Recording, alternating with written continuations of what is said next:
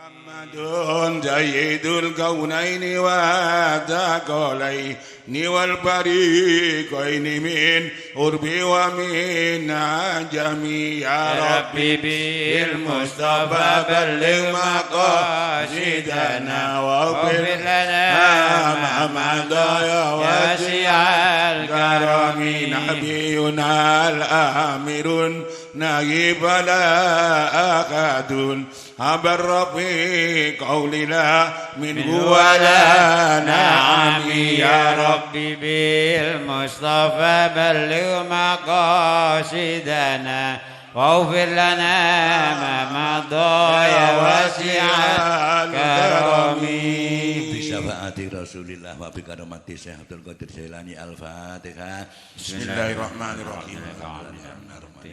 Iya kan alhamdulillah. Iya kan alhamdulillah iya kan nasta'in siratal mustaqim siratal ladzina an'amta alaihim wali songo Al-Fatihah. Bismillahirrahmanirrahim. Iya kan alhamdulillah iya kan nasta'in siratal mustaqim siratal ladzina an'amta alaihim para wali sejawa Madura Al-Fatihah. Bismillahirrahmanirrahim. Iya kan alhamdulillah iya kan nasta'in siratal mustaqim siratal ladzina an'amta alaihim amin. Wa khususon ingkang babat Wonowoso Kalikerang fil kubri Al-Fatihah. Bismillahirrahmanirrahim. Ya kan alhamdulillah ya kan siratal mustaqim siratal ladzina an'amta alaihim. Wa khususon sedaya masyarakat Wonowoso Kalikerang diparengono aman, tentrem, damai, rezeki lancar barokah. Al-Fatihah. Bismillahirrahmanirrahim. Ya kan alhamdulillah ya kan wah khususan sederek kula Samsul Arifin. Asline namine Samsul Arifin, tapi poyokane Tambur. Niki usahae dipanjenengan lancar barokah sak keluarga. Amin. Sak karyawane slamet, sedayane macem bala. Al-Fatihah. Bismillahirrahmanirrahim. Ya kan alhamdulillah ya kan panjenengan sedaya sami rawuh diparingono hasil maksude lancar nyambut damele paringi sehat wal afiat. Al-Fatihah. Bismillahirrahmanirrahim. Ya kan alhamdulillah ya kan nasta'in siratal mustaqim wali qodoi hajatina wa hajatikum wa khusun sajarek Samsul Arifin sekeluarga pesano karyawane panjenengan sedaya sami rawuh masyarakat Kalikerang Wonowoso. Al-Fatihah. Bismillahirrahmanirrahim. Ya kan alhamdulillah ya kan nasta'in siratal mustaqim siratal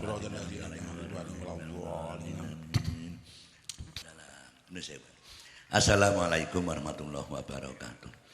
Nggih niki mbadok niki wonten tebih mriku mbadok niku. Mbanange ten ngarep mbadok nang mburi. Ngeten mbadok sabar ae. Dole mburi-mburi gelem. Kirang napa sih? Masalah tolong derek nggih mbadok panjenengan niku sholihah. Kok sholihah yo gak gelem ngalah niku lho. Lho niku sampean wet-wet nganti tawek ngoten. Tetep situk niku sampean wet-wet temenan. Golek ngono wangel lho nggih. Sampeyan ya apa lho. Kok yo ae nek belum pun tangan delok pun. Lah nggih, wong NU lho balak-balik slametan ae. Kok seneng temen. Wancene penggaweane NU slametan niku pun. Ya slamet temen.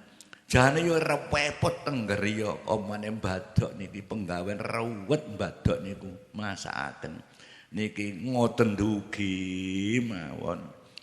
Wong panjenengan penggaweane slametan ngeten walimahan. Maceme walimah niku enten 9 tenggene kitab Kifayatul Akhyar didhawuhaken. Lah termasuk sederek kula Samsul Arifin niki nganggeni panggenan istilah gudang utawi tempat napa garasi. Wong garasi sakmene kae.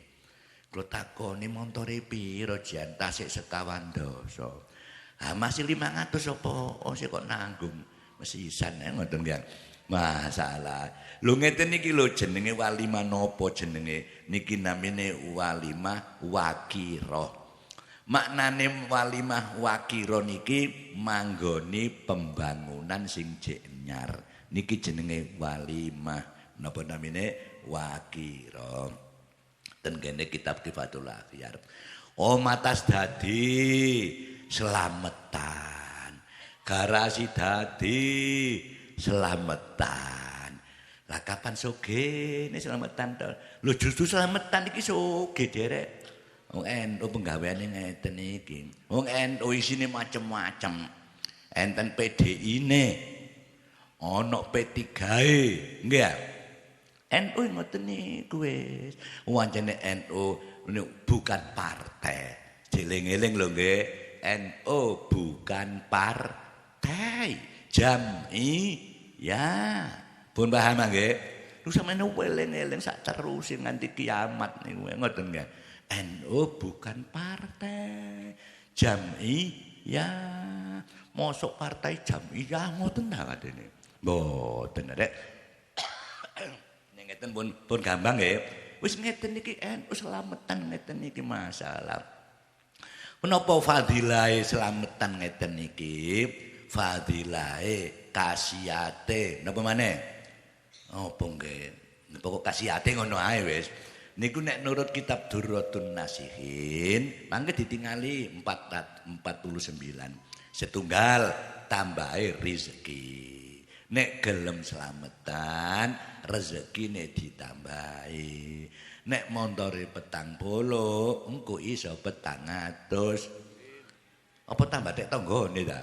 Nggih mboten, nek tuku dhewe ngoten nggih. Masalah kita tumbas derek embu. Lah wong 40 iso mengapa 400 ndak bisa keliru kan. Duwe motor 10 masih 50 nopo. Wong 50 10 iso kok 50 ndak bisa ya keliru ta Nek. Pun kok yai mulai obong-obong. Lho nek kudu disupport derek bab donya arene ya. Setunggal tambahi rezeki. Lah nggih ya wong diselamatan kok tambah. Gak usah hitung akal mawon, gak akal-akalan to gak cocok kabeh ngene iki nggih. Nek jare akal, petik telu ditambah garangan telu, nek jare akal. Ya ana 6, telu lan telu napa mesti 6 belum tentu. Petik telu tambah garangan telu ana pira? Ojo rame-rame ngoten. Bandeng telu ditambah jamaah manakib telu demboi kiyaine lebar kauman kabeh sing menang kiyaine iki. Oh alah derek nggih guyon tapi kenyataane ngoten. Derek nggih. Sampeyan biyen Cik Joko ketemu Bu Kaji perawan urip Joko. Duwe napa enggak gablek napa-napa. Duwene mek suri mata kaca. Kae ngoten mawon sih. Lambu Kaji duwene mek ginjo mek wedak ngoten tok. Ngoten dirayu kok gawelem. Ngoten sakniki putune akeh sak bison. Lho ngeten iki lho lunga kaji. Iso gawe omah. Cara akal kan melarat ta niku. Napa nyatane ngoten. Yai niku padahal bojo siji nek bojo kali insyaallah tambahan aja ngoten nek nggih. Sampeyan pun kate obong-obong ngoten nggih. Sing ngomong ya engker jane. Jane asline jamaah angker-angker anu nggih. Umpama kula mboten ahli pidato kira-kira njagoni niki ngoten nggih. Masalah. Pun nomor kalih dawaun lil marid nambah kangge tombo. Wong kok lara-lara nek slameti waras. Kula eling putu kula mip niku lebihen lara ae niki sendoase niku kuat mentol-mentol. Ya apa sih putu iki akhire kula slameti ambek niku lho napa jenenge kelepon niku. Jar pondok kene rek iki melanjai putu cegak anu lara-lara. Napa yai kok kelepon soalnya mendul-mendul kelepon mendul-mendul. Wis Al-Fatihah pangan arek. Benjing pun waras ya. Oh. Bener bae. Slametan ngoten garak notom loro-loro waras. Saya ngoten. Wong biyen derek ngoten niku. Pun gak sakal-akalan wis. Wong cara akal nggih ya. Anyang-anyangen apa sing dicancang kok nisor. Ambek merang. Lho ngoten niku waras. Lho rek cara akal arep ndukur tetek. Pun ngoten. Wong jamaah manake disumet ngono. Bet nyomau to wis. Pun stop. Pun ngoten dirungono mbadok niku lho. Masih duwe isin titip kok sampean. Wong kiyaine mbek jamaah pada bae ngeten iki ya napa. Pun to niku diilang. Nomor 3 diilangi balake, jange blai bale wurung gara-gara selamat tandung gederek. Ya napa bukti menggok nganan jret bayar. Niku pira 2.000 niki ya. 2.000. Nganan kiri 2.000. Parkir ini embeng-embeng nih lho. Nu nyacak sampean gak mbak 2.000 ketebruk motor sampean. Lho aja ngono. Niku rasional mawon derek nggih ya. Kok ya tekuk 2.000. Lah iku selamat, Cak. Ya no, apa maneh 5.000 tambah selamatan kira-kira. Nah, terus niku nek buyar. Nggih boten derek nggih. Pun dilangi balake. Nomor 4 benjing nek ten akhirat nguwet siratal mustaqim wet. Waduh alalai jet niku mun tiyang sing gelem slametan. Sing nomor gangsal yadkhulunal jannata bighairi hisab wala adzab. Munggah swarga gak atik hisab, gak ono lanjrat tanpa hambatan. Niku fadilahe kasihate wong gelem slametan. Didelok. Sapa iku? Jamaah mana ki Kyai? Tau nekano mana ki Pan? Iya. Bud. Opo ae kono? Langsung kono. Saestu jare. Wah, Yai paling iki anu cek gelem ngundang. Nggih pun ngoten derenge. Waduh, lho masih nggih napa ya? Wong jenenge wong kampanye kan macam-macam acarane. Pun rame-rame derek wong kancem gak kurang-kurang dalan kok kampanye. Saestu kampanye go embung-embung niku gambare kuwabe mengsem. Kabeh mosok sing metutut ta. Tenan ngoten nggih. Saestu tolong lho nggih kemantene le rukun, penonton pengiringe gak oleh geger lho nggih. Kemantene rukun sana sini lunga sonjo sono. Rukun ngene-ngene kabeh. Lah kok pengiringe tukaran nek keliru sik. Ya opo sih derek nggih ya? Tolong titip setunggal mawon. Rukun damai. Kula digodhet kali Pak Dan Ramil Pak Camat. Yai titip yai tiang-tiang keng rukun ayo nggih. Ngoten tok Pak. Nggih. Masa Pak gana unsayune lho ngotenan. Wah, lah yurek men unsay untuk ae. Lho kiyaine seneng dawuh apa meneh jamaah derek. Are Dan Ramil Pak Camat jawe dawuh dodol kantor kok rame lah kan.